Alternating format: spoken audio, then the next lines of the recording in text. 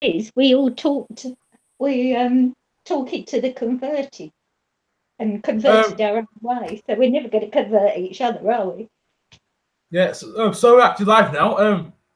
So let's talk about Labour, Corbyn, and Brexit. Probably some more subjects will come up. So I put add more as well in the name of the video. So John, Africa, James Field, and Angels. So where's anyone actually start on this subject? Well, can I just put my thing forward first before I go and get another drink? Because I'm actually joining you guys from the pub, which is not a bad place to be joining anyone from, to be fair, on like a hot day. But my view is that I'm not terribly surprised that he came out with that. Because obviously there's going to be pressure within his own party. So whether or not he would have voted Leave himself is obviously an issue between him and the ballot box. But I feel like it was inevitable that he was going to come out I'm not terribly shocked. I don't understand why people think that this is like some shocking prospect, because Labour, by nature, technically, quote unquote, is a Remain party. So we have 66% of voters who are actually Remainers, and the vast 60%. Yeah, and then of MPs, we have we only have how many rebels? Like 20 tops out of 260 odd. So to me, it's not really a big deal, but nobody knows how he actually voted. Like we can have a good old tinfoil hat. We think that he voted to leave technically, and he's always been a Eurosceptic, which technically is true. Like he has been a Eurosceptic throughout his career, as has McDonnell, Dennis Skinner, various other sort of key Labour figures. So for me, this was not a big deal, but I feel like perhaps it might be just spin. What do you guys think? Well, I'll go next. I'll let you carry on, Abby Cat. Yeah, okay, we'll have one of each. The reason I left the Labour Party was because I felt Jeremy Corbyn had let all the membership down, because at the time of the original referendum, they were saying they would leave, they would not be in the CU, and they wouldn't be in the single market. And there was always the implied, not question, but the implied fact that Jeremy Corbyn was Eurosceptic and was a Leaver. And his voting history, his whole ethos made him a Brexiteer. And he had always, been more on the side of the Bennites. George Galloway, who sat next to him in Parliament and who was a good friend of Jeremy Corbyn and still is, as far as I know, has always said he is a Leaver.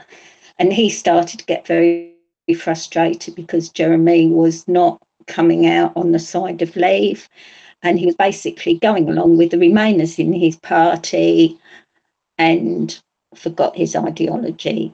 And now for him to say he has voted Remain, I don't believe it.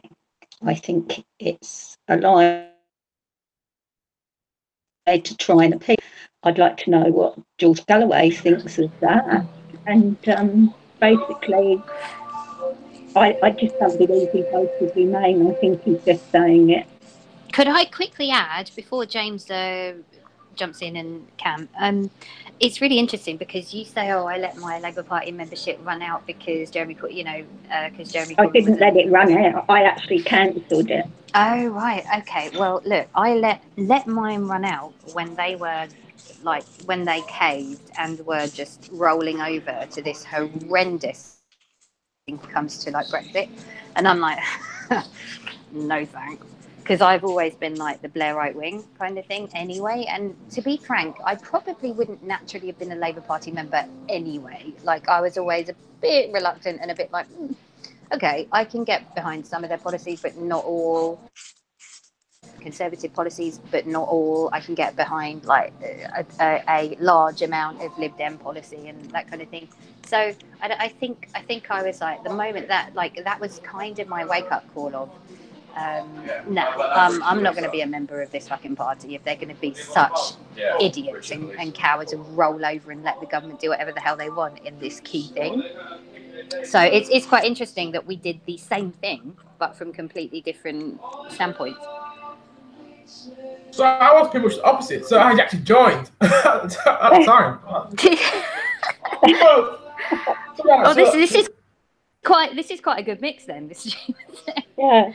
So you think that's why he's been playing a very underhand game, because he's actually done it in such a way that he's been able to either appeal to or completely upset every faction within the party. Which would indicate a level of incompetence. I'm not being funny. No. You both got this completely wrong. So Corbyn is actually took the pragmatic position, even though not that same. So let's look at actually Corbyn and being his leader. So the Labour conference in 2015 voted to remain in the EU in a referendum. So Corbyn, as a leader, said in that first election said, whatever the Labour Party position will be, I'll back it. He said that in the first election. I said that about the EU and tried actually. So we saw that in the EU referendum about campaign for Remain. If you look at the statistics about it, it become actually more wise than any other politician for Remain, and no one actually talks about that one. So what is Corbyn? Is he a EU skeptic? Yes, he is. But he's very pragmatic and his plan is very careful. Yeah. I put money on the fact that Corbyn believes in a vote leave. I also put money on it did look to vote leave as well. Yeah. Look at his voting record. He's very skeptic. And I remember the first election. He did rallies. I went to one in Sheffield in the Great Crucible Theatre in 2015. He spent a lot of time basically complaining about the EU, about the policies in France, about the single market actually, and about migration. So the idea that he's pro-EU is nuts. And also, he also has got some factual voting base on the party. And basically, there were more MPs that don't believe than meets the eye. People like Corbyn, believe actually said that Labour MPs went up to them and said they're going to vote leave. But in private only. And in public, they're going to kind of remain. Yeah, but then again, we are sort of conspiracy theorizing a little. I agree with you that might have happened in a couple of cases, but I don't think there was like the vast proportion, you know? And you also get another aspect from Corbyn's campaign. Now, what did he say in his campaign? Does anyone remember? So the thing he said, the Remain campaign. Right, one of them said that if the EU stops us doing anything that you want to do another referendum. He said he would do another one. No, everyone actually forgot. Oh, that. I thought that Farage actually had said that. Well, Corbyn said we're having a referendum if the EU stops us doing anything that we want to do. But everyone seems to forget that. So Corbyn reluctantly to compromise his MPs to listen to the members in the conference about Remain. Now, after the referendum, but the Blair rights went. I was just going to say, but the thing is, though, Cameron, Mr. Farage, I think what Angels was hinting at was Farage did say if the referendum was 52-48 to Remain, he would advocate a second referendum because the margin is so close. So now it's 52-48 to leave.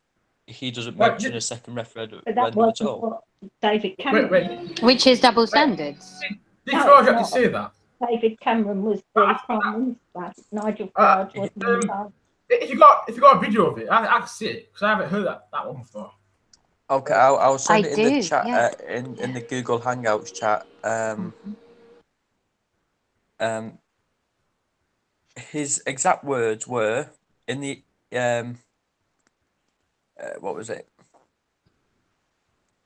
The question of a second referendum was raised by Mr. Farage in an interview with the Mirror, in which he said, in a 52-48 referendum, this would be unfinished business by a long way.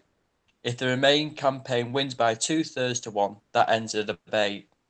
So basically saying it's unfinished business. He would demand obviously a second referendum to that. So surely if it's 52-48 to Remain, it's still unfinished business. You know? You can't have it both ways. You can't say Farage is irrelevant because he's not a member of Parliament and then rely on what he said. And David Cameron said whatever the result was, that would be it. Well, sorry, Corbyn. Yeah, exactly. They both agreed to go by the will of the people, and that's it. I'll accept that, but Well, we could be leaving the member of Parliament, was he? Well, no, he wasn't, but he was a vocal. He was probably one of the lead members of He the was an Leave activist campaign. on the Leave campaign. Yeah, he was, but he didn't. His words had no authority, whereas the words of the Prime Minister and of the leader of the opposition. I would arguably say that he was the most powerful politician at the time. I'd say he was directly responsible for having a referendum called. And powerful is the wrong word to use, isn't it? Was mooted. It was Cameron who set the criteria for it, and Cameron's criteria was: if you vote leave, we will leave, and we will leave the single market, and we will leave the customs union. Actually, Abby, you're wrong there. There is documented proof. There is documented proof. Yeah, no. I don't care about Facebook. There is documented proof by multiple lead. Let me finish. By multiple Leave politicians on YouTube, right? In various BBC programs saying only a madman would leave the single market. Nobody's talking about leaving the single market. All of this. This comes from Daniel Hannan. This comes from Michael Gove. This comes from leading Leave campaigners. Me, I'm wrong. Okay, no. You listen to me. I never mentioned other politicians. I mentioned the Prime Minister of the United Kingdom, David Cameron. I don't think he was ever an advocate for leaving the single market, but okay. You can find it in half a dozen clips. Well, but when we're talking about, all right, that I might give you that. I mean, I haven't done enough research on David Cameron specifically, but like, need to look at it because it was. I will give you that. But what I'm saying is, throughout the campaign, we all know it's the campaign that sways people. For God's sake, this is how Theresa May lost the entire election. If you have leave individuals such as Daniel Hannan and Gove and everybody else saying only a madman, only a masochist would leave the single market, don't be ridiculous. Nobody's talking about leaving the single market and the customs union, right? You can't then go back on it. Like, you can't have it both ways. No. But what I'm saying is, why would they say that then? Throughout the entire quote-unquote leave campaign, if it genuinely meant that. Yeah, you can throw up another one that didn't and said the opposite. But it's the Prime Minister who's in charge of the government, and it's his word that counts. Yeah, but arguably they are part of the government too. Look, there was a full handful of individuals that said something like leave the EU and stay in the single market. It was a minority, but I think David Hannan definitely said that. But at the end of the day, these people that you mentioned, they're all career politicians. I think that same as Boris Johnson. Boris Johnson, why is he back to leave? He wrote 2 columns for the Telegraph. One back in leave, one back in Remain. Yeah, he didn't care. It was about his career, wasn't it? Yeah, and this is the same with these people. They're all in their careers. People like David Hammond, Michael Gove, definitely. Him too. Sorry, can I just correct you? It's my dear old MP, Philip Hammond, not David Hammond. Thank you. Salad fingers. Spreadsheet Phil. Every single one of them, they're all in it for their careers, and we are very much secondary. Well, I don't actually buy that all of them are. I agree that many are. 99%. Some, I don't know I don't know the percentage. I don't have the proof to back that, but I think that there are honestly credible reasons why people go into politics. Because frankly, 70 odd grand a year, whilst it might sound like a gold mine to some people, is arguably not really. Like, you can make a lot more money in banking or this or that, right? And I just think that doing that for the added hassle, like there must be some of them, at least some, and probably a large percentage who do actually sort of go into it for the right reasons. You're also saying 70,000, but that is just their salary. Yeah, and then They I understand that there's they get onto No. companies as directors. There is Carry a on. load of perks. Oh, I know that there's added stuff. Like honestly, I really do. But what I'm saying is, there's way more money to be made elsewhere if they really just wanted to get rich quick. Not as much power. No. Right. I think that's part one actually. Right. How many people in 70 grand? Right. I'm currently applying for jobs, right? Graduate jobs. Right. So I'm lucky to get even half of that, less than half that in that math. So, but most people would never earn that much. So I'm looking at. They're obviously curious. Most people actually earn more than 70 grand actually. You get more money from sometimes going to committees or being ministers or shadow cabinet ministers or anything like of a sort. So, most of them are curious. Yeah. I agree. I mean, why don't these people vote on principles? You could ask about this. So, how many Marina Tories actually think that actually want to be Barrett's mayor and don't? Yeah. The whip. No. But I never said that. The point you're making, I'm just saying to tar every single person that goes into politics with the exact same brush and say they are all in it because is simply wrong. Well, I mean, statistically, it's wrong because I even know in let's take local. I know it's not the same as like national, right? But let's take local government. My dad didn't go, oh great, I can make a shitload of money. He goes, I want to stand up for my area. You know, and there are other people like him. It's not. Actually, I'm going to say that's because he's actually independent. He's actually not in a party where it's been handed to him. So that's the main reason. My point is about the majority. Okay, well, fine. I understand that a party, and that's the whole reason why he did stand as independent, because he obviously didn't want to toe a party line. But you can't say that everybody that stands under a certain tagline goes in it, you know, because they're corrupt individuals that are only after their career. Wait, corrupt. Let's put the word corrupt to aside. I'm saying people want a career. Now, yeah, corrupt. I'm trying to say that Boris Johnson, Michael Gove, doesn't want a career. Are you saying Dominic Grieve doesn't want a career? I really doubt it. I just said that I just said that I agree with you that there are certain individuals who do, but I think by saying all of them do is wrong. It's wrong because I never said all of them. I said most of them. Yeah, and I said the majority. Okay, so you reckon, like, what's the percent? I mean, we have no proof on this, but the percentage in your view. It's high. Yes, actually, you have to look at each individual politician. I can't really figure on that. I don't think anyone can. But it's a bit obvious that most of them are careerists. Even if they have some beliefs out there where they want to advocate as well at the same time. But I think they put the careers first. Yeah. I think we need to hear. There's a reason people go back whips. Yeah. If they didn't fuck the whip. If they didn't put their career first, then they would always vote with their conscience. They would not vote with the government on something, you know, say like Brexit. A lot of them voted completely the opposite way, didn't they? Because they know if they don't, they're in strife with their party, and that's the end of their career. But the thing is, though, Abika, if they did vote for their conscience on Brexit, then we would have no Brexit at all, because the majority of people in the Houses of Parliament are Remainers.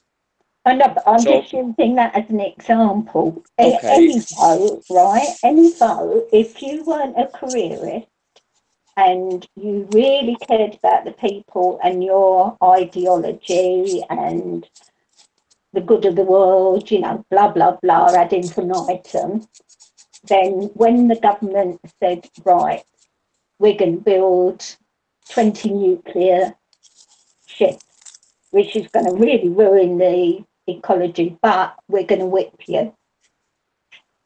You would all vote the other. I know that's the extreme view, but you would all vote against it because that would not fit in with your ideology. But they don't. They vote with the government because they know if they don't, they're out of a job, and the next election they don't get. They just don't get in. I got one example of this actually. Now, the Lib Dems meant to be anti-war, or Vince Cable is. Now, in the coalition for the Liberal airstrikes, the Lib Dems abstained. I am not in for a Vince Cable bashing. Right? Lib Dems was anti-war, it was against Iraq. Right? So people, why did they vote against it and not instead of abstaining? So people do have the careers in there as well, at heart. Well, yeah, I mean, I already said that I agree to some extent, and actually, my MP is a perfect example, right? He was totally anti Heathrow third runway, which enrages me, right?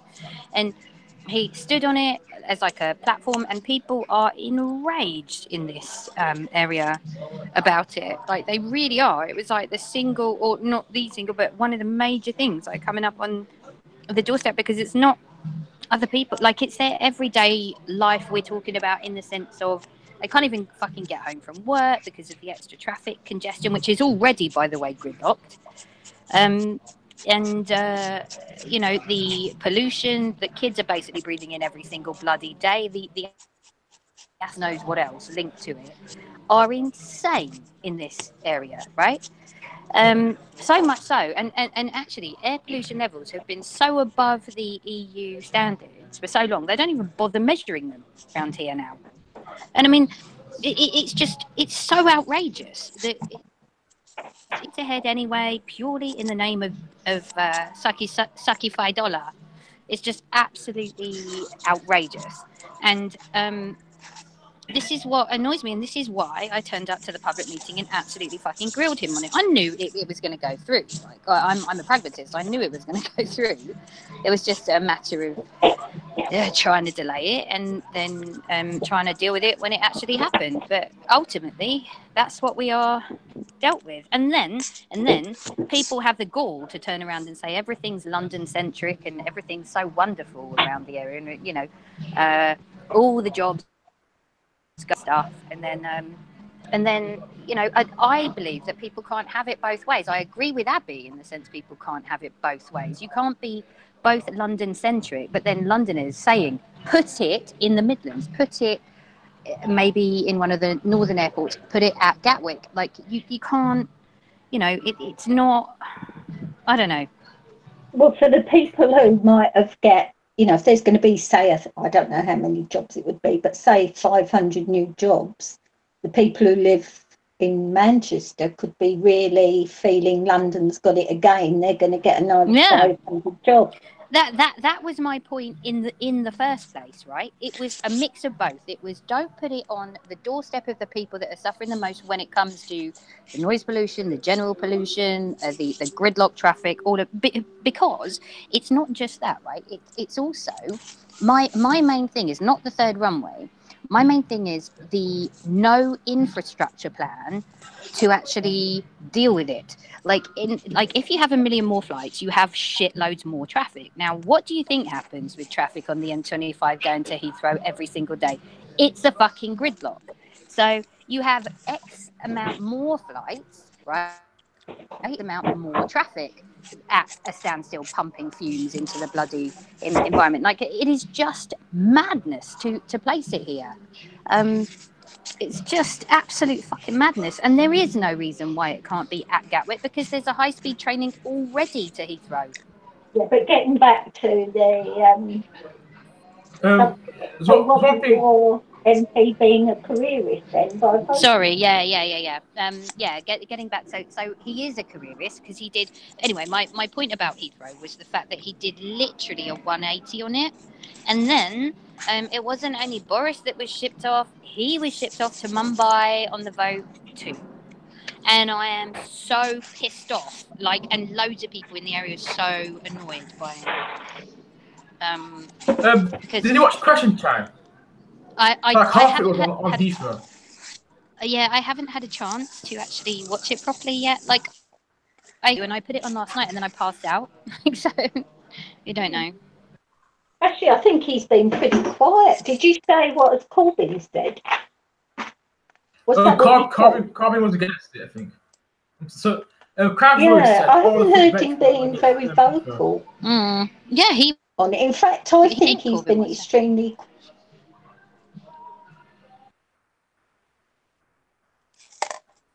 You know, how often do you see him?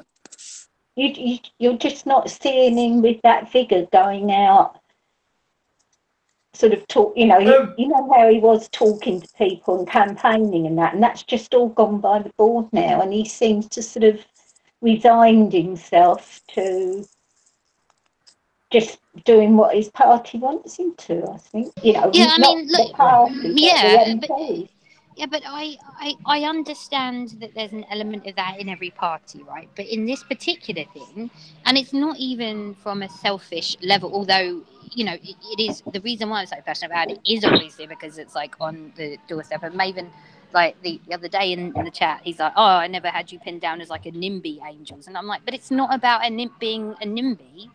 I'm saying already enough here. There's already gridlock. There's already shitloads of like jobs. How's about not put it elsewhere? And you know, and why not invest in jobs elsewhere? Yeah. Why not put it in clearly a better place? Like, yeah, but doesn't that that makes him a career politician? Well, yes, and yeah, but I didn't vote for him in the fucking first place. I knew he was a slimy bastard. Like, I've never had any people did. Well, yeah, but his majority was actually reduced quite enormously compared to it. They doubled their vote share, which is crazy in this area. Yeah, he probably thinks he's got more chance of staying in a job by following the party line. Otherwise, they don't want to lose all their goodies, you know. Yeah, I mean, like, I'm not anti-Heathrow, right? But in fact, I'm pro-Heathrow in the sense that I understand it creates jobs and it allows individuals to travel to God knows how many places, you know. But it's like, please balance it out. Like, have like a balanced approach and also support the infrastructure around it. It's not just about the airport itself. It's about everything else. And I can't. I don't know if we have side chat, by the way, because I can't see it. Yeah, we do have it. It's just Matt Bert's commented a few times. So he's a colonial politician. Self-interest has some truth, but it's not absolute. Meaning what? Sorry. Colonial politicians' self-interest has some truth, but it's not absolute. Right. Yeah, that's true. Well, it's a bit like I said. Like I'll take what you say on board to some level, but I don't think it's like 100% accurate. And plus, since we don't have the stats to kind of back it, I'm like thinking, well, you know, we'll. Yeah, you know, sorry, just interrupting a minute. You said about side chat, but mine actually says live chat has been turned off. What? Well, I can't see it because I'm on phone, but. Oh, but it's not. Not worry. It's because you're on a. I think it's because you're on a tablet. So. No, I can usually see the chat. How long did people discuss the third number at Heathrow? How long was it? 3 decades, wasn't it? Yeah, 30 years. So, but I mean, if they built it in North England, and if there were mass acquisition, how much would it be led by? No. You are so wrong with that. Like, this area would not be like This particular area, like if you're talking about my side near Heathrow, is actually anti-Tory largely. It's independent voters and Lib Dems and that's not my point actually. I'm saying if it was an area of the country that people know less about, care less about, would it be delayed as much as far as it was? Yeah, I think so. I mean, I think. I mean, it could sway votes. Let's put it that way. Like, I can't put like a prediction on it, but it was like an outrage on the doorsteps of pretty much everybody I spoke to. And I know that that's anecdotal, but it was in the heart of the area. Yeah. So they think Hammer could lose his seat, or have massive majority. No, and the reason why I don't think so is because he's the Chancellor, he's relatively high profile, so the morons just sort of vote for him anyway. But it's also because we're on the edge of the Surrey seat, so we're like basically like outer London, but we technically cast as Surrey, if that makes sense. So like in my area, they are very anti him, right? But because like he does the Runnymede and Weybridge entire constituency, the further out of London you kind of go, then he ends up picking up votes, and that's what props him up. Right, but saying your local area is anti him, so that means your local ward. Yeah. Does it? So that means he's still as independent again. I'm definitely standing again, and I'm standing on an anti-Heathrow ticket too. And I reckon I'm going to unseat someone, especially since I now have a foot in the ward. I'm in Egham Town, which means it's a shoo-in for him to win, which is awesome.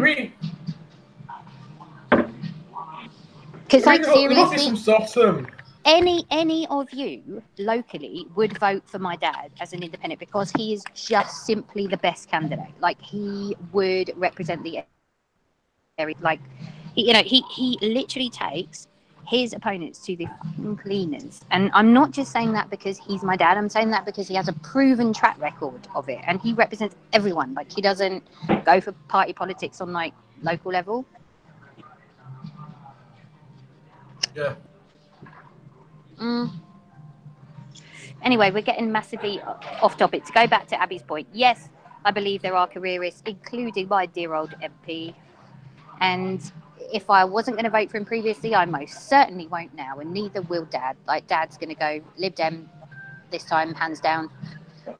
I think Mum will probably go Labour. Is the Lib Dems like the second largest party? Weirdly, Labour is, and they over doubled their vote share, which was crazy. I mean, they had a crazy upturn in. My guess is it all came from our side of the, because a lot of the Labour like councillors and stuff were standing on like anti-Heathrow tickets. So I think. Was that the one last night? No, it wasn't. But you know, like the previous one that I saw, you know, the one in relatively recently. Yeah. Labour did unbelievable. Oh no, sorry, that was the 2017. So 2017, Fiona, who was standing like who we know who stood as like the Labour candidate, she went from something like 6,000 to like 13,000, which was crazy. So it's a huge upturn. But I mean, and this is the bluest of blue because of obviously the Surrey voters, whereas the people near Heathrow are more London, and so they're, you know, less likely to be. Yeah. But what's the largest Tory majority? I'm curious now. I'm not choosing it as a ridiculous majority. Amazing. Oh no, I think Philip Hammond, because he's like a well-known one, has a ridiculous one too. I think he's got something like 20,000, no, like 15,000 or something stupid like.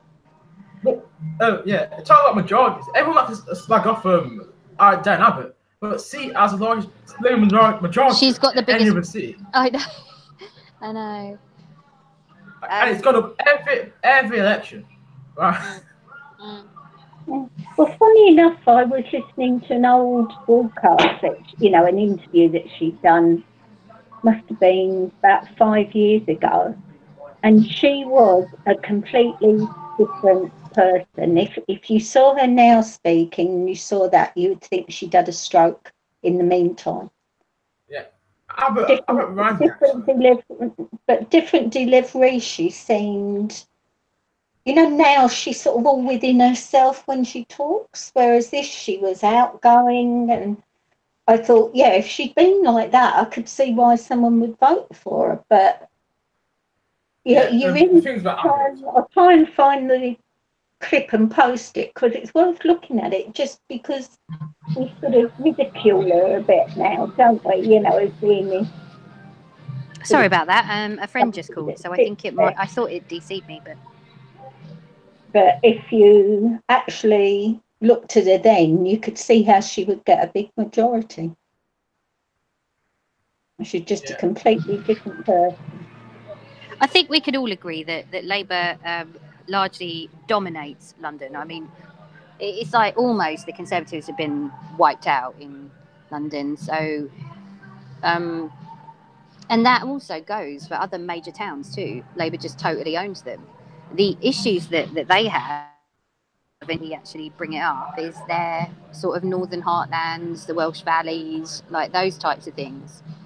Look, all right in some areas, not mine, but other areas down here. They're always dominate the northern heartland towns. So basically, one of the last time, Tories are never control the seat in Doncaster. Even for Labour, it belongs to the Labour Party. It's the same. Well, it's not actually. One of them actually had Conservative actually in the 1930s, but the centre of. But this area has been pretty much Labour since Labour was founded. Right, so it's quite typical of Labour to control town and cities, but especially the farming industrial ones. It's always been the case. And I think, even though people have to throw around things to Brexit, I think it will largely remain that way, unless they do something absolutely drastic. Can we also hear from Mr. James Fielding, because I feel a little bit outnumbered here now. No, I'm just listening in. What I was going to say to Cameron's point was, it is viable that even every Labour voter in these Northern Heartlands did vote Remain. The numbers do add up. Obviously, there was a lot of. I admit there was a lot of Labour leavers in these Northern Heartlands, but I've always said them sort of places where you live, like Rotherham and Doncaster and all them, will always vote Team Red no matter what. Because it's ingrained in them since childhood. I.e., like your father was a trade unionist, wasn't he, or something, or was he something along them lines? It was a former coal miner. Oh, former coal miner, yeah. So it's been ingrained in him from his parents, and now it's ingrained into you to always vote Labour because the Tories are absolutely useless. And on Maggie Thatcher. You ask a coal miner who they hate the most, it'll probably be Maggie Thatcher. Well, you ask a coal miner what the voters on the EU referendum, they said the voters leave. Yeah. Was your dad a leader? He abstained. The reason because that's a discussion for another day. But the reason that coal miners voted leave, you don't understand, the also voted leave in 1975. Mm-hmm. Guys, I'll be back in like two minutes. I don't mean to interrupt, but I really have to go to the lady. I'll be right back. Okie doke. No, but I mean, it's been ingrained in people like your father and as such to always vote Labour because it's just a natural. It's like in Scotland years back, you would never see a Conservative in Scotland because it was always a Labour heartland until the SNP came around. Well, also it was the Labour that looked after the miners. The Tories certainly didn't look after them. Scotland's odd and got often to look at because it's people not the more Tory seats in Scotland than Labour in 1945.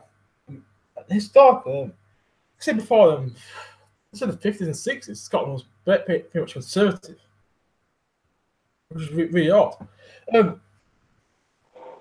To an extent, that's partly true, but the thing is, still a strong like working class solidarity between people, even now in this part of the country. I mean, do you know, right? Nigel Farage a couple of years ago went to Rotherham, to visit it's before the 2015 election, and he went to like an office that UKIP set up to campaign. Mm-hmm. He went there and he got trapped, but by the Socialist Workers' Party. Thousands of people came to trap Nigel Farage, right? He has to get escorted to the police out. Actually, you can look at this on YouTube or online. Farage and Rotherham. So that you understand that situation still exists. Now, if you look at the constitutional breakdown, that reality is minimum probably half of the Labour Remainers. Labour voters were Remainers, but probably half were Leave as well. In most seats. In Doncaster North, that's not the case because that's 72% Leave. But so that's quite interesting to look at. In my ward, that's another interesting one. But 85% to Leave, but 75% of the vote went to Labour. Mm-hmm. So it's quite an interesting thing to look at in terms of that. But then, so Labour in the North, but then if you appeal to the Labour heartlands like Doncaster and them places, then you would also lose out on seats like Canterbury and seats like that who now vote Labour. What the hell happened there? Well, Wait, I think what happened in Canterbury? Well, it's a university town, so that obviously helped, and I think the woman, I think it was a woman who won it for the Labour Party. She was very pro EU, and that obviously helped with the youth vote. Yes. The thing is, I want to point about Canterbury. Sorry, which town are we talking about? Canterbury. Right. It's always been Tory, which is really odd. Yeah, but I mean, also we have what's interesting about Exeter too is that obviously that's Ben Bradshaw, and I don't mind him, but you guys hate him. But okay, but what I'm saying, red seat and a sea of blue, and I think that the university vote massively helped Labour there too. Well, to be honest, when they had the anti-Brexit march, I thought it would be a mass of students come out. Oh no, students can never be asked. Are you kidding? No, but they are not the supporters. It's the they support it. They just couldn't be asked to like turn out. That's the entire thing. They wouldn't bother to vote in it. But there's a big difference, Abby. No. I'm sorry, I totally disagree. Yes, I agree with the turnout. You're right. I mean, it was still like or whatever. But what I will say is that the student turnout was always going to be low. But it's a march is not the same as people who are going to vote in an election, and we do know that the youth vote is what in the 60s or 70s to remain. I'm not sure that it was here. Well, I mean, maybe not that. I don't know, but and also I have heard that he's not particularly popular with his local CLP, and that if they have their way, he won't be re-elected now. Whether that's right, I don't know. But that's what. Yeah, I mean, I'm not 100% sure, but I do know that obviously overwhelmingly young people did vote, like when they did turn out to stay. Yeah, but I don't think a lot of them bothered. Well, no, I don't. Wasn't it under like I don't know what the age range was, but it was like. Well, it was 18, wasn't it? Yeah, like 18 to 35 or something or whatever. Yeah, there's a difference in the. I can't remember the exact range, but yeah. But that as well will be different. There'll be more students voting to leave now. I don't know. Happy cat with. I think Listen, you'd be surprised how high the Leave vote would be if there was a referendum tomorrow. Do you think, like, genuinely that it's going to be, because it looks from both parties now that it will be fundamentally a soft Brexit? I think there's more going on behind the scenes than we will ever know about, and I don't think it will be as soft as So you think they're people like competent enough yourself. to be getting a good, deal by? I don't think they're nearly as it's up to the MSM and the Remain camp to make them look as incompetent.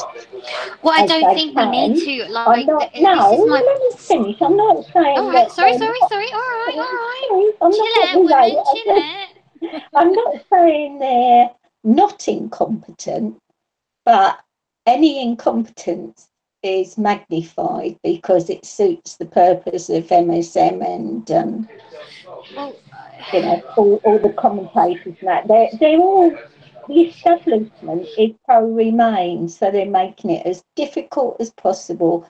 But behind the scenes, I think people like David Davis are probably capable of negotiating. so you genuinely believe that this? Because I'm not, and I honestly mean this. From what I see, I was actually telling James this yesterday, right? Say I do helicopter view, right? When I look at the level of negotiation and competence in this country, um, by one of the most fundamental things that's obviously going to affect us in God knows how long, and the government that we currently have, I can't even begin to explain how bad it actually. I mean, maybe there's a master plan, maybe there's an Illuminati, behind the scenes making it all great, and maybe David Davis is a secret genius, but the reality is he's probably not. And Well, he's so, not stupid. He was in the, well, in my know. view, he's thick as a. Okay. Well, I don't think you can actually justify that, but. Well, I mean, isn't he just like an ex-service? Yeah. Well, it's not just that. I mean, that doesn't make him thick because he happened to be he wasn't a working class, but the fact that he was not in a. No, but what I'm saying is he is hardly the keen negotiator in stuff, Well, apparently he is. He's quite pro-Brexit, isn't he? So there are plenty of incompetents that are pro-Brexit. Yeah, but that doesn't make him, because mainstream media likes to portray him as such, and we don't know. I mean, I don't know, because they're all right-wing. They love it. Yeah, but I put a heck of a lot of the EU down as incompetent, and not just incompetent, but they've got vested interests, and they've got an ulterior motive to try and make it look as hard as possible, but it is in their interests to get well, maybe it is a big conspiracy theory. I don't have proof either way, but I'm just saying, it appears like such a massive shit show. It's almost funny at this stage. James, what are your thoughts on it without ganging up on Abby Cat, which I'm honestly not doing. I genuinely believe this. And this is helicopter. No. This is helicopter view looking at it. It just looks absolutely awful. Yeah. Well, like I said before, it's just like a total massive. It's like we've got 6 weeks left to get a so-called good deal, and we've not agreed anything yet. The fundamentals we've not even agreed. Never mind going on to trade. So, 1 minute. Yeah, that's most likely the case. And that we probably won't do anything, but look at the record in negotiating to deadlines. They always do it at the last minute, don't they? Bill. And also, don't forget that behind the scenes, that it isn't just politicians are the front men. that it's actually public servants from both countries that are doing a the negotiation behind it. Politicians are the front men, the public face. Yeah, apparently we had about 1,000 public servants to work in part of the Brexit negotiations. Apparently, what I heard. I don't know if that's true for certain. That's what. Well, it's a bit like the Prime Minister, isn't it? You know, with Humphrey, and Sir Humphrey. I think that is. I know that is obviously a gross exaggeration, but that is basically what it is, because otherwise government departments would never function. The rate they change ministers, how would, you suddenly, say you got into Parliament, tomorrow you're made Defence Minister, would you know what you were doing? No, you wouldn't know the slightest idea, would you? So if you were then sent to negotiate something the next day, it's like the Speaker. He's got a clerk that is an expert in law, in parliamentary law, that sits in front of him. Yes. The solution is, because that person is an expert. And this is what public servants, I thought Britain had enough of those, though. Enough of what? Experts. Well, experts to be people call experts said to be have their own interests and quite wealthy, but I think that part was from McGurk. Yeah, it was what a absolute that sweeping statement was one of the ones that's campaign, right? It was the one which made it totally non-credible because in that sweeping statement, what he did was got rid of cancer treatments, of space stuff, of technology, of engineering, of all of these things. Britain has had enough of it. I mean, I've never heard such a ridiculous, irresponsible, and quite frankly, utterly stupid comment. Yeah, saying that, I've not personally seen it, but have you ever seen that in context? Yeah. I did. He desperately tried to correct himself afterwards, but it was still ridiculous. What's that got to do with Brexit and the negotiations? He's not there negotiating, is he? It's the public servants that are behind the scenes. I mean, thank God he's not. Thank God he's not. Yeah, but it's immaterial. That's not going to affect our deal. If in 6 weeks we actually get one. Yeah, well, you just have to wait and see, won't you?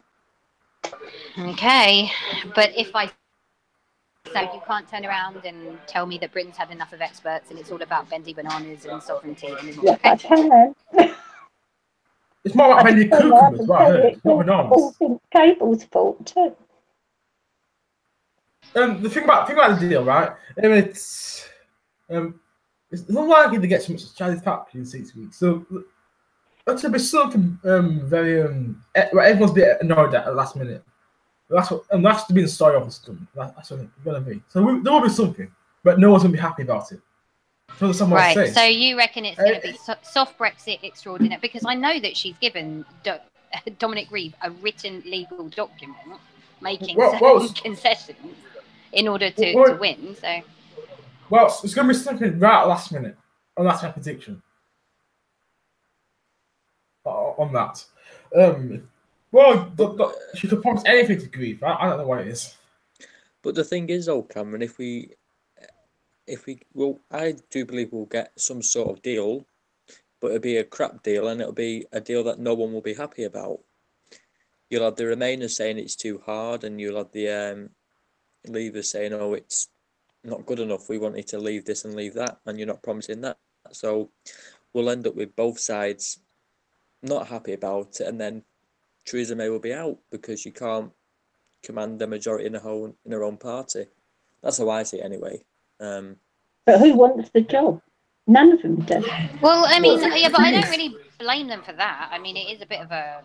Yeah, so that's why she won't be out, because there's not one of them who's got the balls to get up there and negotiate and do the deal.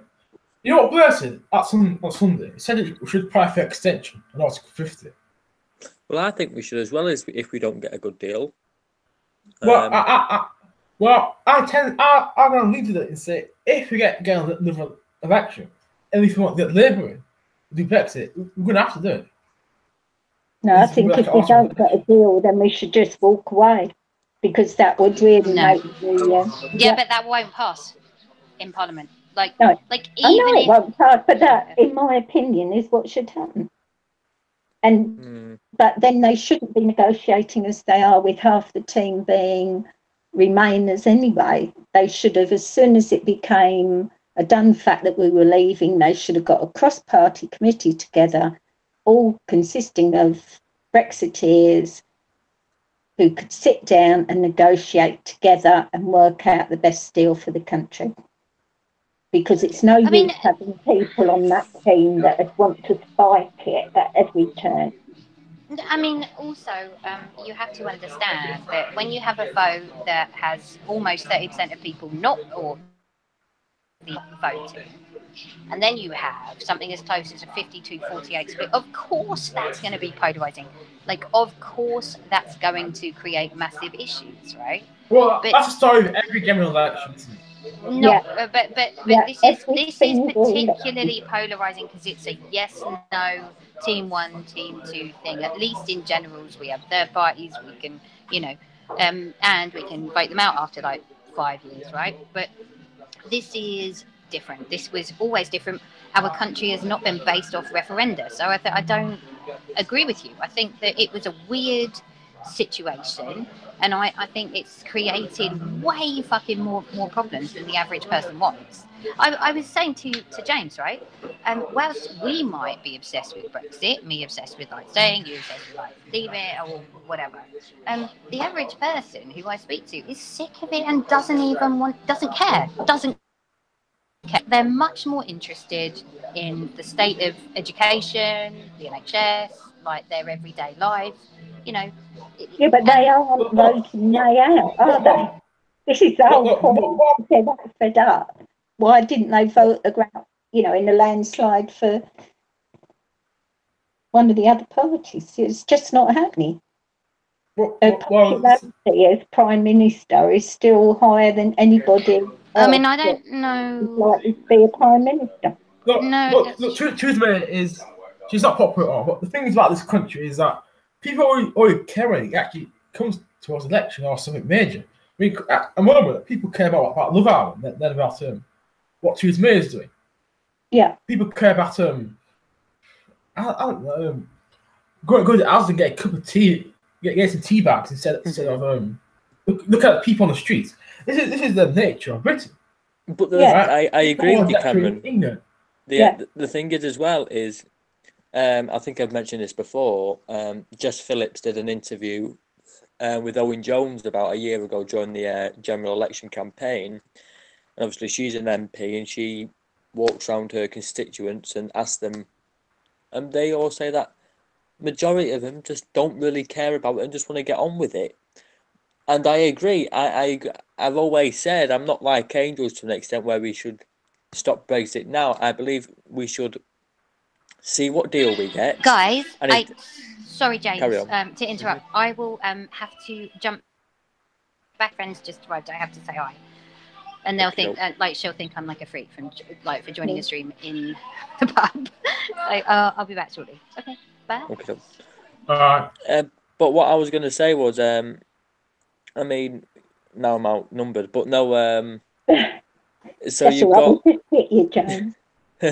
No, but there is more people just want to get on with Brexit, but my personal view is that we should see what deal we get, and if that deal is not as good or better than what we have now, then we should either delay the Article 50 for I don't know how long, 6 months, 12 months, and if nothing comes of that, then we should hold a general election, and then the Tory party can go, right, this is our Brexit deal. The Labour Party can go, well, this is our Brexit deal, and then people have got a clear choice then. That's what I would like to see happen. I don't believe in like a second referendum on Brexit, to be fair, but I believe the second referendum technically could be a general election. Yeah, but then if we don't like the result of that, well, we jump up and down and say we don't like the result of that.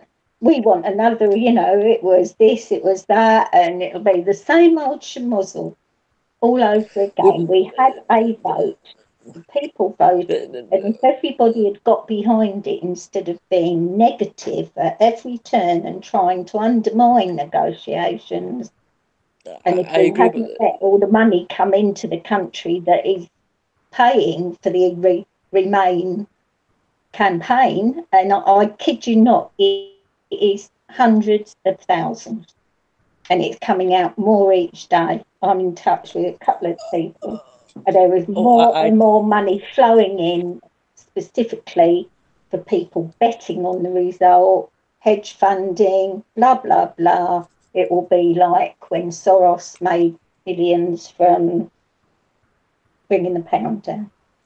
But the thing is as well, though, Abby, is there is a few rumours lately going around. You know, on the referendum night, about 10:30 after the vote closed, Nigel Farage came out and conceded. He said it looks like it'll be a Remain win. Well, apparently that was because he wanted the pound to lower itself, so he could make a profit out of it. Apparently so. I'm not saying it's 100% fact that, but no. Well, apparently so. Yeah, that wouldn't surprise, because I've been pushing and nobody on the Labour Party will bring it up. They just totally ignore it, and there's quite a few of us who've been pushing for it. That the Labour here, she was on the same committee with Carillion, same committee with the hedge fund Musselways. 6 months down, they bet on Carillion going broke, make millions. The other company she was with, I can't remember if it was wasn't Carphone Warehouse, it was one of them she was with, exactly the same thing happened. Every other director and non-executive director of Carillion was interviewed before the select committee. Who wasn't interviewed? Her. So there's corruption. There is corruption. So it wouldn't. I wouldn't. There's corruption everywhere. I mean, there's corruption on all sides. They all do it. Half of Lords work as lobbyists, and they, where they go to their colleague in the House of Commons because they've been paid 50,000 to go in and say, I've got something like this. What's the gen on that? What's going on? There's one point I say about Nigel Farage. Nigel Farage used to be a metal trader, right? And there's a couple of things about him. He also was a stockbroker in the market. So, two things about Farage and that. So the idea that it's said that on purpose to bring down the pound is not too far-fetched. I don't really trust Farage that too much. But on the pound crash, that could have been anyone. I suspect it was mostly George Soros, because he has a bit of a reputation to do so. Yeah. Currencies. And he did that to Switzerland when they had the referendum to join the EU. When they said no, the value of the Swiss franc went down. I mean, the pound did. Yeah, they're being so cynical about the youth vote. I mean, this Femi turns up. I'm here to save you. I'm just an individual who knows all about e-law. But, the same week he's on all the TV stations and that. And now it turns out him and the other directors are in with Felix Marquette, who does euthynomics. He's denying, that he's helped them, but they are all directly linked back to Soros. They share an office with Eloise Todd, people like that. So they're right in the centre of London, don't have to pay any rent, don't do anything like that. And they've admitted that they receive money from Eloise Todd's organisation and from Mike Galsworthy's organisation. But according to them, yes, we know they get huge funding from George Soros, but we made it clear we don't want any of his money. They've got to give us other money. Well, sorry, it doesn't work like that, does it? You No, know, there's corruption all round. Yeah, and there is corruption on both sides of the Remain and Leave campaign as well. Yeah, I wouldn't say there isn't. It's just I haven't looked into that side. I've looked into. Yeah, I mean, I know the Electoral Commission a few weeks back said I think the Vote Leave campaign was fined thousands of pounds because of their election spending. Wasn't that because they overspent? But it wasn't. You know, yeah, it wasn't like corrupt money, but no. The law's there for. I think you can only spend. I think in a general election and an EU referendum campaign, you can only spend. I say only, but yeah, I think it's £15 million. I didn't think it was that much, but it might be. I think that might be for the general election anyway. It's something around that anyway. Yeah. But apparently, both sides, the Remain campaign and the Leave campaign overspent on some things, or they didn't declare on some things, and they got found guilty of it. So I think there is election corruption on both sides. I think obviously the banks and such obviously wanted to remain and things like that, and fair enough. I mean, the reasons why I voted to remain, basically it was on the basis of, well, we already have laws in the UK and the government are making an absolute mess of them, so why would we give them more laws added on? Because it'll just, imagine giving Boris Johnson and Theresa May and all the others tons of new laws for them to change. For me, but that was one of the the thing I'd say is that the corruption at the time of the election is one thing. That's trying to fix the result of a referendum. Mm-hmm. But that was held, and both sides probably, they cooked the books or whatever it was they did to try and influence the outcome. But then we got the outcome, and I haven't seen anyone prove to me that the Leave campaign are now trying to circumvent anything, because, whereas the Remain camp are spending hundreds of thousands, if not millions, on it. This is the difference, I think. It wasn't just rigging it's bad enough rigging the election if that was what happened, but now it's an ongoing propaganda. It's propaganda, big propaganda machine, and trying to control the television programs, what news is getting out, how they're angled. It's all, it smacks of Big Brother. Well, just a quick question. What are your honest opinions at the moment of the negotiations? Are you happy with them? Are you...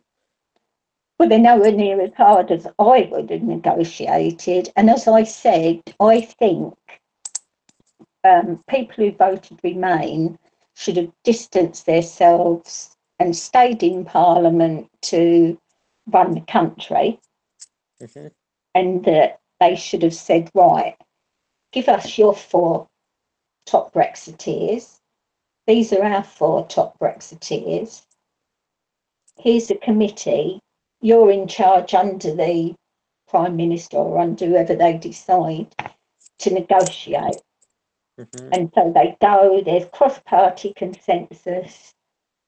And they could actually have sat there and worked for the country rather than all this fighting and, you said this, he said that, and trying to score points all the time. It's such a waste of time in Parliament. How, you think of Parliament PM question time.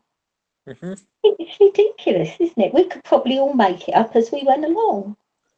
Well, I've not watched PMQs for the past few weeks, mainly because it goes on. PMQs only used to last half an hour. It's now going on nearly an hour long. Yeah, and it's they're like a load of braying sheep. Well, yeah. On both sides, they're both as bad. I think that's one of Corbyn's weaknesses as well, PMQ. He doesn't seem to be happy when he's in Parliament and having to discuss with politicians. You could make the argument he's very good when he's out with the people. Yeah. He's a campaigner and a backbencher, I think. He's an activist rather than a prime minister. I mean, I like Corbyn, and I used to like his policies, but I don't think he's PM material. He's not a team player in a way. So who would be your ideal then next leader? Your ideal next leader, not who you think will be. Yeah, I actually haven't got one. I mean, if we had an election tomorrow, especially after Corbyn saying he voted Remain, either he did or he's lying. I don't know who I would vote for. I'd probably vote for the monster raving Rooney party. Because I think they couldn't do any worse a job than the both sides are. You know, I mean, let me ask you, who would you put in? Well, I've always said, obviously, I'd vote, because where I live, it's a Tory and Lib Dem marginal, so I'd probably sway my vote to the Liberal Democrats. But personally, I'd rather have a coalition between the Tories and the Lib Dems. Yeah, but who is leader? You asked me. The leader of the Conservative, Party. Who would you put in as Prime Minister? Good question. I mean, me personally, I'd probably want someone like Ruth Davidson, or Justine Greening, or someone like that. Someone on the moderate wing of the party, or even like on the Labour side, someone probably like Lisa Nandy, because I've been impressed with her recently. I know Cameron will know, as he lives up north as well. Yeah, there's been a massive. I don't hear a lot about her. Yeah, there's been a massive. Caroline Flint. Well, yeah, but she's also a bit of a Blairite as well. Yeah, she's abrasive and nasty. I don't. She's like the girl of Labour. I'm gonna enjoy having it as my local MP soon. But no, I mean, someone like Lisa Nandy or, I'd probably go for like Lisa Nandy on Labour's side, and then someone like Ruth. She'd have enough experience and that to be a prime minister. Well, you're saying that, but Corbyn he was never in a shadow cabinet before he became the leader of the opposition. For donkey's years, hasn't he? Well, yeah, he has. He has. He was in Parliament for over 30 years before he came leader of the opposition. I think, wasn't that something like that? Yeah, but been there 35 now. But again, there's no one really out there on any side at the moment who's like, right. It's like the Conservatives. It's not like, right.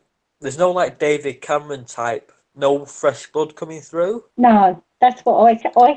The best thing for the country would be if they deselected every single MP, both sides, and Lib Dems. They've all got to re-select candidates, and we start off afresh. Because the load that are in there at the moment, the majority of them are a bit of a waste of space. You know, there's obviously exceptions, but they just haven't got the know-how to run a country. They've either not been in there long enough, if they're any good, and they need a few more years to sort of build their way up through being either shadow cabinet or cabinet. But I honestly can't see a leader. And that is the sorry state of politics at the moment with the two main parties. I know Cameron might have a suggestion for his ideal leader after Corbyn, but me personally, I just don't see anybody on either side of the coin who would be like, right, I could get behind them. Maybe Sajid Javid, but even then I think he's a bit of he's got no personality about him and he's a bit flimsy and stuff. Gova wouldn't trust. Some of them. What about Vivek Cooper? That's the one. Apparently, it was actually voted for. I don't know. I could get probably behind like Vivek Cooper. But to be fair, if you actually watch some of her, because she was Shadow Home Secretary at the same time as Theresa May was Home Secretary, and they used to have quite feisty debates, and Yvette Cooper used to come out on top quite a lot, saying that it's not that hard to come out on top of a debate against Theresa May. But no, she's not a natural debater, is she? no, with Theresa May, she reminds me of Gordon Brown. He was very shy in front of the cameras. He didn't do well in front of the media and stuff. Yeah. But behind the scenes, apparently, he was quite popular, and he apparently saved the UK. I don't believe that was true, but he seemed to do a lot of stuff behind the scenes, but the public don't see that. No. I feel that's the same with Theresa May as well. Yeah, because I think the Prime Minister the position is partly about show, and you've got to think that person is going to go all around the world representing us, and they've got to, it's like Donald Trump is a laugh, people laugh at him. Is that the sort of person we want? Is that the image? We want a statesman or woman, really, don't we? We don't want a Donald Trump. I don't think. Well, I'm speaking for me on this, but I surely do not want a Donald Trump type. It's like having Boris Johnson as the Prime Minister. That would be our equivalent. Yeah, exactly. Right. Nobody wants Donald Trump. Let's be honest. There might be a couple of things that he's done that you can quite admire him for, but on the whole, he's a maniac. So who would you put in, Cameron? So leaving out, I know you're a Corbyn fan, but leaving Corbyn out, who would you put in as the next leader of anyone? Yeah, that's not an easy choice at all. I mean, there's so many the proper left-wing MPs probably won't get in for various reasons, because of age or because they're very close to Corbyn. So it's not a very easy thing to say. But I have to say someone like Barry Gardner. But there's people, some more moderates actually, that I'll be interested to see. I very much like to see Sarah Champion as well. She's a bit more moderate, but she's doing a lot of work in other issues that actually carry the border for. So I would be interested to see Sarah Champion. But the choice would be by Gardner. But ideally, if I can get everything I want, it would be Dennis Skinner or Chris Williamson. Yeah, well, I'd have Dennis Skinner on, preferably Tony Benn, but that might be a bit of pushing it. We might find it a bit hard to get him back into Parliament. But there is no one of that ilk, is there? I mean, Dennis Skinner, to be honest, is too old. I mean, he's 80 or something. And I don't think, probably at that age, you probably want to be Prime Minister, because it's a very, very heavy workload. And there's nobody like a Ben or anyone like that coming through. Well, Churchill resigned when he was 80 years old. So I mentioned that. I think it was 80. I know, but he was really past his best then, wasn't he, as Prime Minister? Yeah. I mean, there just isn't. I don't know. I just despair. I honestly, if there was an election tomorrow, I'm not sure how I would vote.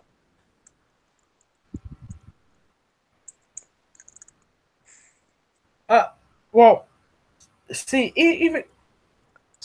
at this current situation. I think it's best to vote Labour still. Voting Labour's not going to make a difference in my decision. Even if you want to vote against them, it's hopeless. But I also look at the future of the country. I'll go for Labour. Yeah, but I think you would go Labour because of Corbyn, though, and yeah. I mean, mine, I could vote Labour because I know that they probably haven't got a chance in hell of getting in. If I just wanted to vote and not actually make a difference, because at the moment it's Tory, and that the Independent is only about 5,500 off them, but she's very much a local candidate.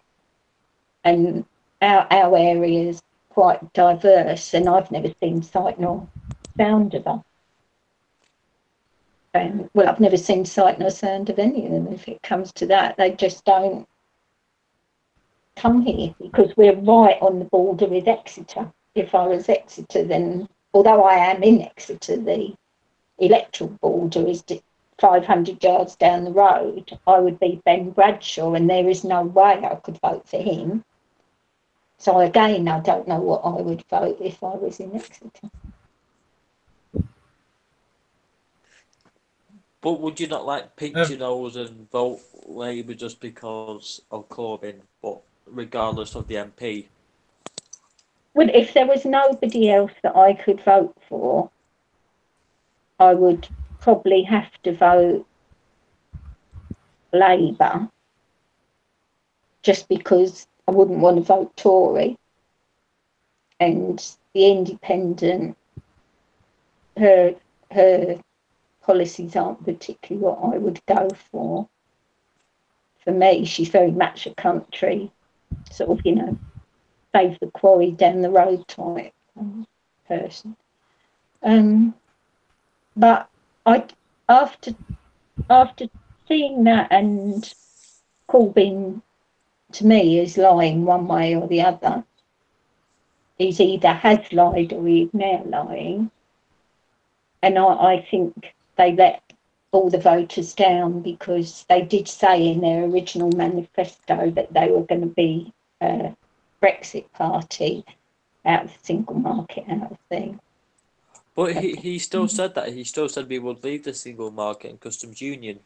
Yeah, but he waffled, didn't he? He did but we're going to stay in a customs union. We're going to have a single market. And they don't come up with any way how that's ever going to work. They've been doing it for ages. Yeah, they're keeping the course of the chess. They're keeping the course of the chess on the course of the chess about this new customs arrangement. Yeah, I mean, if they actually know what they mean, why aren't they telling us? Because if they've worked out that you can come out of the customs union but have all the conditions of the customs union, you can come out of the single market but still have all the benefits of the single market, which is what they're saying, then let us all know, because surely that's what everybody's been trying to do. No. Right. What I can see what Labour are getting at. They want to basically they're going to leave the single market in customs union. They're obviously going to have a very frictionless access, so they're going to have low tariffs as possible. That's their decision, basically. That's basically what they're saying. And then the customs union is no arrangement, and the justification is Northern Ireland. So basically, it's going to be a regular dynamic customs border, so things can move it fairly quickly. With additional concessions, so basically, they're going to want to make trade deals who they want, and that's what they're aiming for. If you understand what I'm saying. Yeah, I understand what you're saying, but I'm not sure that they understand what they're saying. To be honest, I think it sounds very good, but they waffle on about, oh yes, we're going to go to meet. What we want is we won't be in the single market, but when they have discussions, when the EU has discussions on the single market and are working out the benefits for single market members, we will sit beside them as a very major player. Is the EU actually going to allow that? They're not, are they? Because all the other members will say, well, look, they're not paying to be in the single market, but they're making decisions. So it's all waffle. You need to see a white paper or something on it that sets out, right, this is what we would do, this is how it would work, and Labour can put that into practice. Talk about the white paper. Has everyone actually heard what's going on with that? I think that's all gone by there. It was a load of waffle, wasn't it? Well, apparently Theresa May said months ago that it'd be released by the EU summit this weekend. That hasn't happened, and now it's going. Now they're having a big meeting at Chequers next weekend with the discuss. cabinet. So apparently after that they'll release the white paper, but I don't really see the white paper showing anything that we don't already know. No, I think it's just it'll just be more fudge. It'll just be like, oh well, we still want to leave the customs union and single market and all that. So, but we've not even talked about like how we're going to negotiate our trade deals, etc. So yeah, but I think they're the things that the public servants are probably working on behind the scenes, and until you get the EU, etc., saying yes, this is okay. But I think the public servants are sitting down and working out the nitty gritty of how it would, because presumably they're the experts. They've got experience in trade negotiations or whatever. So behind the scenes, that's all happening between the EU negotiation team. Not the front men, but the team behind it. I think that is all going on. Mm-hmm. But until the Theresa May and Juncker and Barnier and whoever can stand up there and say, "Look at us, we've negotiated and we've fixed it all," but they're not actually the ones that do the majority of the work. Somebody it'll be the people behind the scenes that do all the negotiating. The Prime Minister's just there for the face. Oh look, the Prime Minister's turned up. Must mean business. They walk up and say, "Here you are, Prime Minister. This is how we feel it could go." Blah blah blah.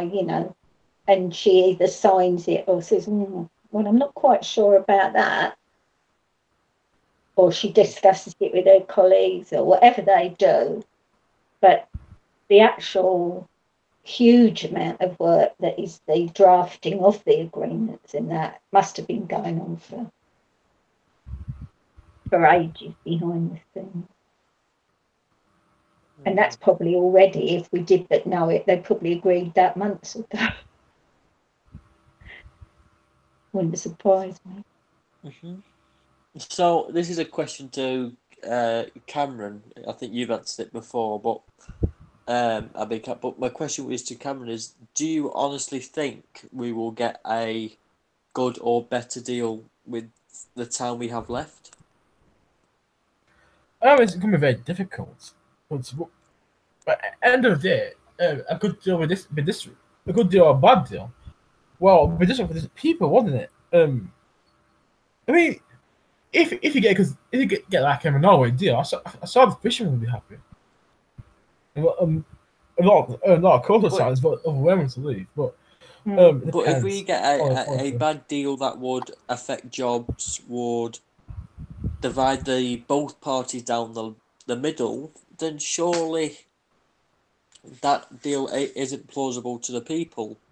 But don't you think that the deals, they might be a done deal on the day, something they can agree to, but it's going to be subject to negotiation for years? Well, yes, but the thing I don't get as well is, say if they agree a deal at the last minute, then how are they going to pass it through Parliament? Remember, this deal has to be passed through Parliament, doesn't it? Yeah, it will be at last minute. They're supposed to give it for a meaningful vote, aren't they? Well, exactly. So it can't be passed at the last minute then, can it? Well, it can, because they can rush it through and sit till midnight and have 3 sittings. I don't know that it has to be a certain length apart or whatever.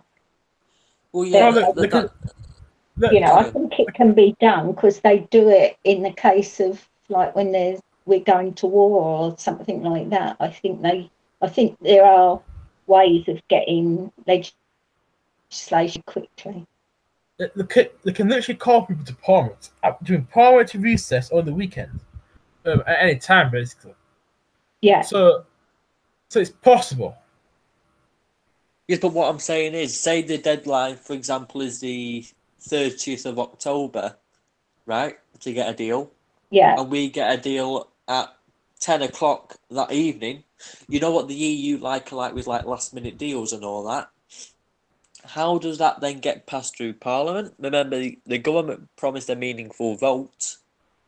Well, on I it. don't think they would allow that to happen with that But, time gap. But well, yeah. also, B, there must be a mechanism that they can say, right, we've got it all here, but we need an extra week or whatever to get it through.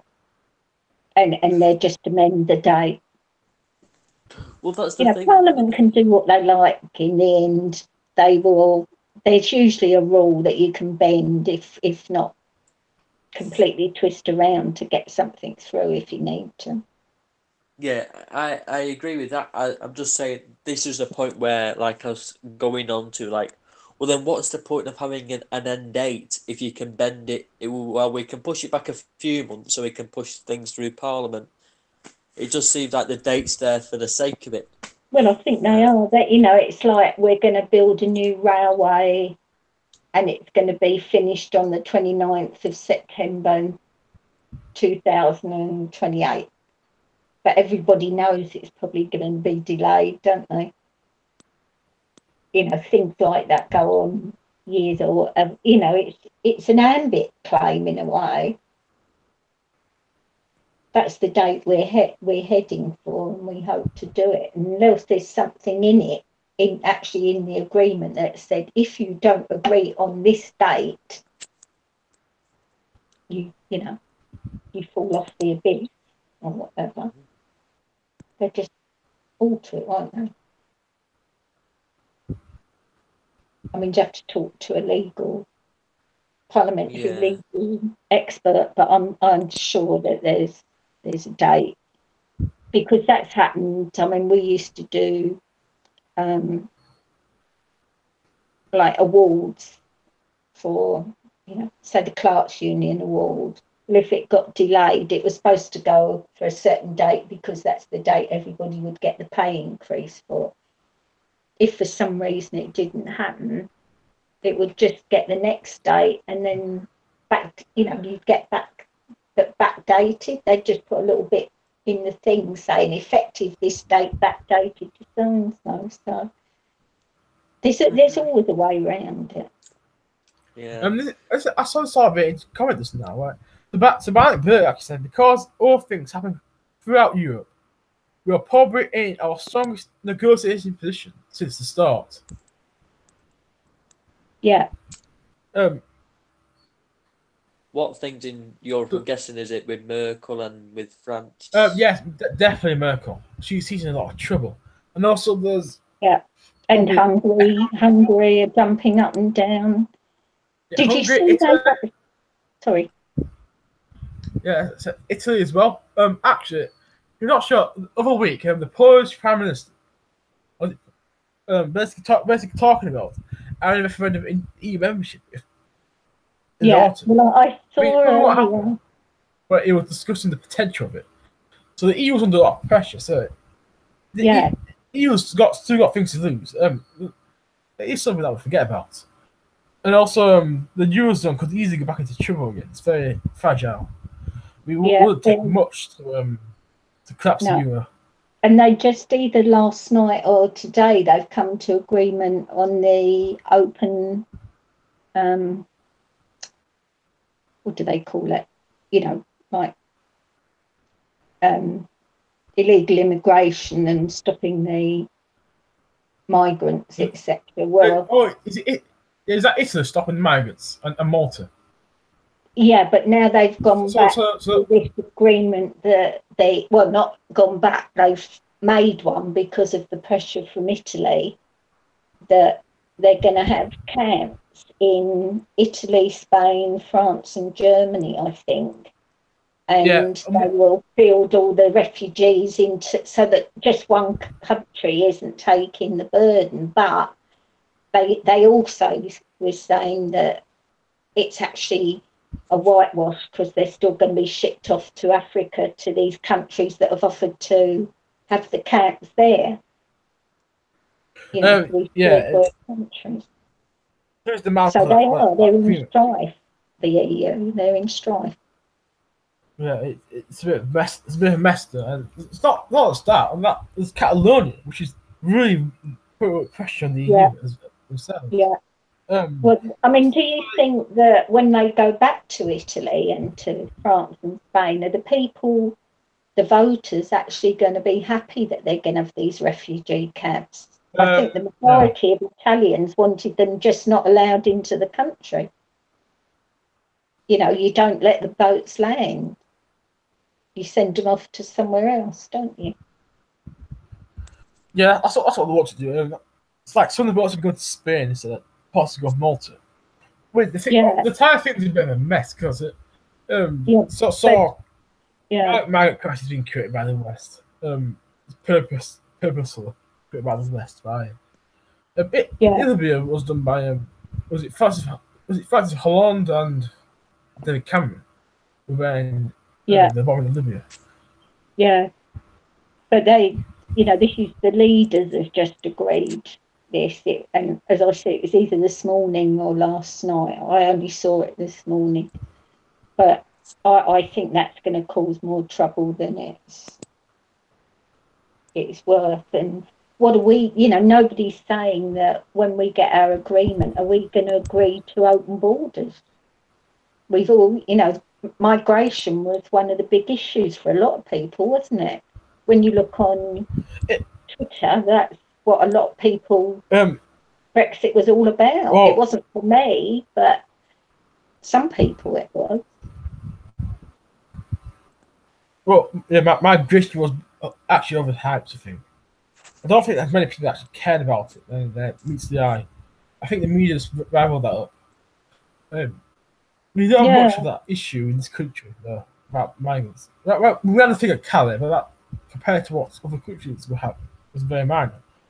Yeah, there is a definite group on Facebook that, a type, not a group. I don't think they're a group by any means, but I get a lot of people trying to follow that are anti-immigration. And they just don't want any open borders at all. Well, the open border policy by the likes of Merkel was bring too many people in the country, trying to integrate them. But, I mean, it caused a lot of social problems, and things should have been done as they were done. They're quite simple. But I was thinking about the entire situation, how it all started. And it's basically a situation created by the West. It's like the phrase, I heard the phrase problem, action, solution. Yeah, see, Bubble says just close the borders for illegal immigrants. It's not hard to do, and this is what this is what the countries want, but it's not what the leaders are agreeing because of Merkel. Really, it's her position. They're all banding together to save Merkel. Why does someone say Merkel? Hey, sorry, I've got. Why does anyone say Merkel? She's completely awful. I mean, well, I don't like her at all, but for some, I suppose she's been around for donkey's years, and most of the other leaders, because she's a leader, they support her, don't they? And if she goes down, then they can potentially go down. Well, her party's in a difficult position. So it's obviously going to make more losses. Maybe it's AFD, I think it's called. Yeah, the one she's gone in coalition. Right, yeah. No, the far right ones. They're going to make gains.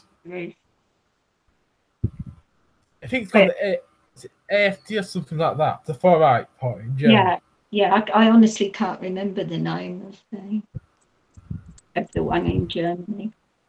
Can you hear the fan in the background? A fire. A fan.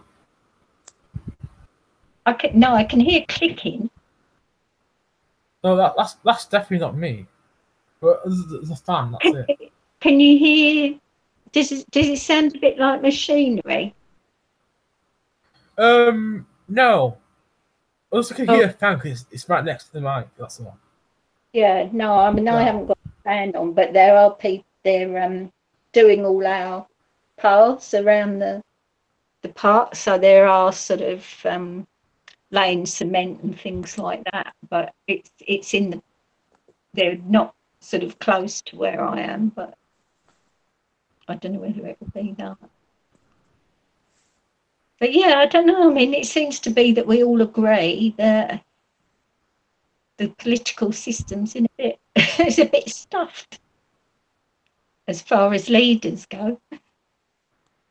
Yeah, there is, like I said before, there is no one out there that's after Corbyn and May. There's no one out there. That's why probably the Conservatives don't want to get rid of May, because nobody else is out there to take it over. Right. What? So have you been looking at the news? So apparently a tab box has been fired in London. I thought I'd bring it up. Oh, is there? Where? Wait a second.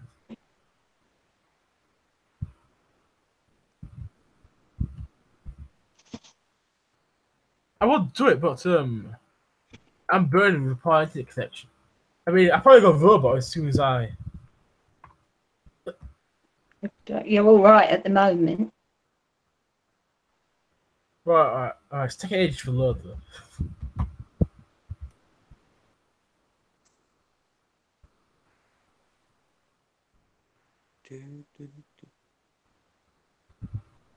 Where's the fire? So yeah, mountain fire. More than 50 firefighters tackle 12-floor blaze in East London Tower Block. Another one. Oh yeah, Mile End. 2/3 of rest. Oh no, that's a different thing. Yeah, fires crews tackle. It's a blinking tall building again. And luckily that building the way up. Yeah, from the looks of it, that building does not have cladding, so they're lucky. Yeah, 12th floor. 12th floor. Yeah, the blaze broke out in a property on the 12th floor of a high-rise building in Wellington Way. They sent 5 engines and 58 firefighters after receiving more than 90 calls. 40 people left the block before they arrived. Well, so had I, quick smart. And there were no reports of any injuries. It took nearly an hour and a half to get under control, and the cause is currently unknown. You can see the flames coming out the window. I tell you, I wouldn't want to be living in one of those tower blocks, would you? Nope. Well, I live in a 3-story flat, and that's bad enough. I'm on the 2nd floor, but I couldn't live on a 20-odd story tower block. I mean, the thing is, if you're in a 2nd or 3rd block, you could probably at a pinch either let yourself down on a sheet or, somehow climb down, and you might get a broken leg. Yeah. But it would be a damn sight better than being on the 20th floor and getting cooked to a frizzle, wouldn't it? Yeah. I can actually remember, I think because it happened during the night time, the Grenfell Tower incident, so most of the public were in bed. Yeah. But I remember actually waking up that night and checking my phone, and I got like a BBC News alert saying a major incident in a tower block in London. And yeah, that was what I thought, something like that. Yeah, and at first you just think nothing of it, because you see these fires, these tower block fires, and most of them are like put out within a couple of hours, and there might be a few minor injuries, but that's about it, really. Yeah, it usually is just the one flat that tends to, or maybe a couple on the floor, but. Yeah, on such a Grenfell and Brexit 2017, that matter. It's been a chaotic year in these events. Major events in this country. You have 3 terrorist attacks in London and a Manchester one as well. Yeah. They're about like every couple of weeks, and I remember there were quite a few of these instances, like between like when the election was called and before election. So the election campaign kept getting postponed, if you can remember. Yeah. And it was all a bit chaotic. Yeah, well, I remember watching it. I mean, it was horrific. You couldn't believe, and seeing the firemen. I mean, we haven't talked about this. I know it's a completely different topic, but I don't know what you feel, but I feel it's an utter cop-out to blame the firemen. Which is what they're now trying to do. Well, this is typical of the media and the government. They did it over Hillsborough. They blamed the supporters.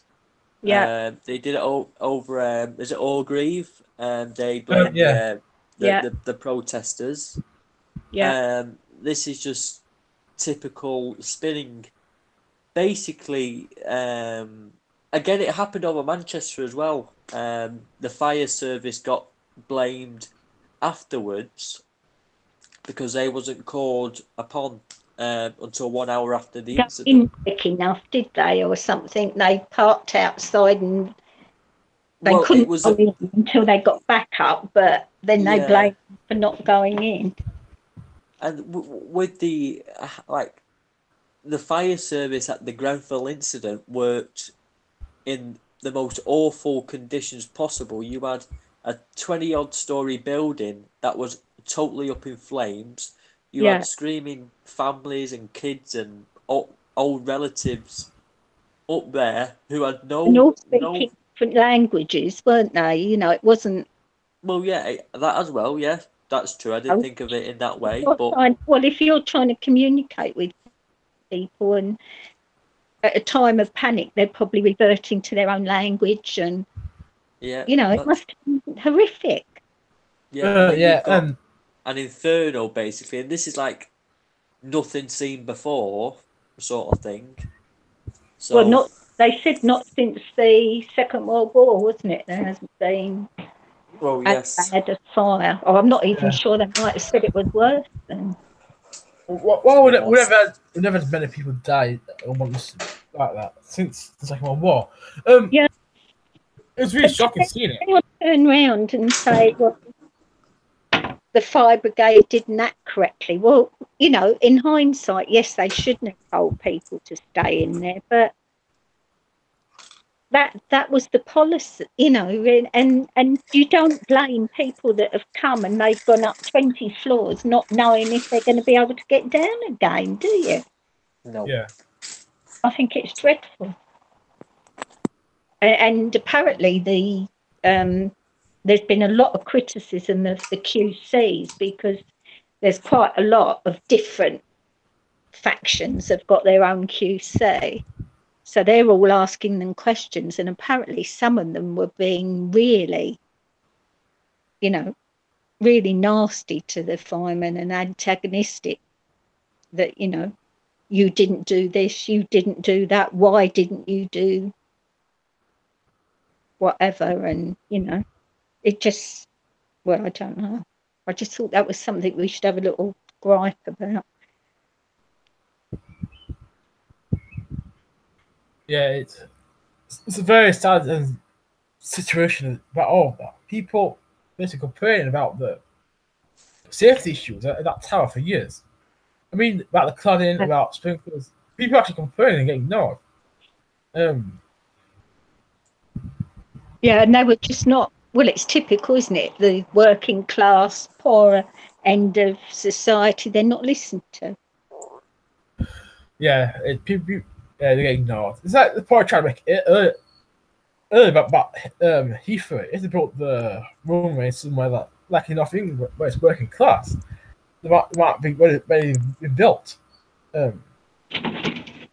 Yeah, it's just the only reason I like cladding, right? It's because there were luxury flats nearby. Now, people who sold luxury flats were complaining that the towers I saw. They didn't like the look of it, did they? Well, exactly, yes. And this is why they put the cladding up. I mean, cladding has no purpose other than aesthetics. Yeah. I mean, if they hadn't got that cladding on there, in strong possibility, the fire wouldn't have been nearly as bad as it was. Well, they only got that cladding because it was the cheapest option, wasn't it?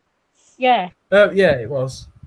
And again, you know, it did sound at the time, whether it's actually kind of come out as the evidence as such, but it was people selling the cladding and one thing and another, that, you know, trying to make money out of things that they shouldn't have used, and just not doing the checks they should have done. You know, you have a written test. How can you have a written test for flammability?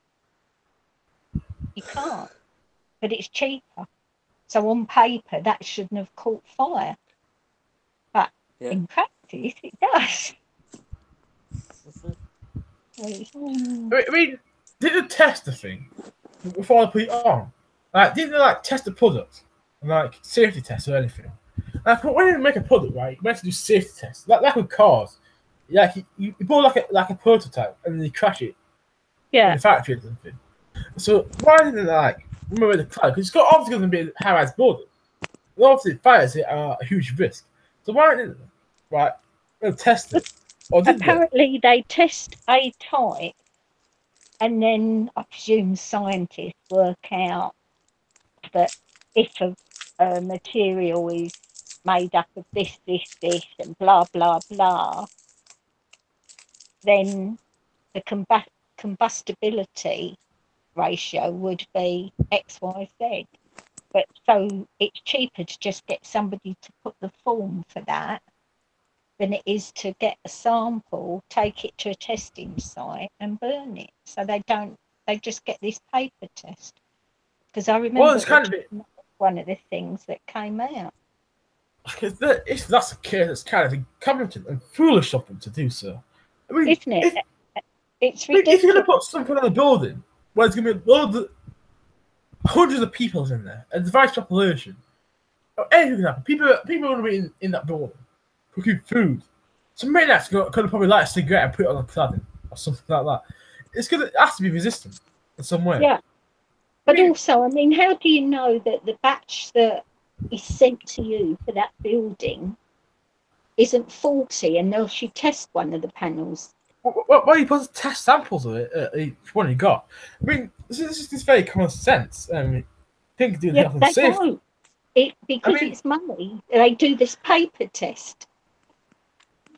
Yeah. So, you know, if I had a cup and I dropped it from, it was a 6-inch cup, for instance, and I drop it from 4 foot, it shatters.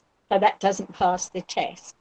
So any 6-inch cup that's going to be dropped from 4 inch, you can say won't pass the test. You don't have to try a sample of each one. I mean, it's just a money saving thing, isn't it? And people's lives are. Yeah, it is. It's ridiculous. People not thinking very thoroughly, put it profit first, even without it's money first, and lives are cheap, and that. Anyway, listen, I'm going to have to go because I've got to go up the shop. Otherwise, I won't be eating tea tonight. It's all right. I mean, I'll get end up at 5 anyway. So if you want, I can wrap up now. Because I need tea as well. Yeah, need to go. Yeah, I have to get ready to go. I'm going out for a bit. So I'll say thank you for. No interest in that the pub. But... Yeah. Enjoy. Yeah. So I say thank you to Abika and James for being on here, and Angels when she was here. Probably I'm gonna end it now. Okay. Got things to do. Yeah. Thanks, Cameron. Thank you, Cameron. Thanks, James. Bye. Bye.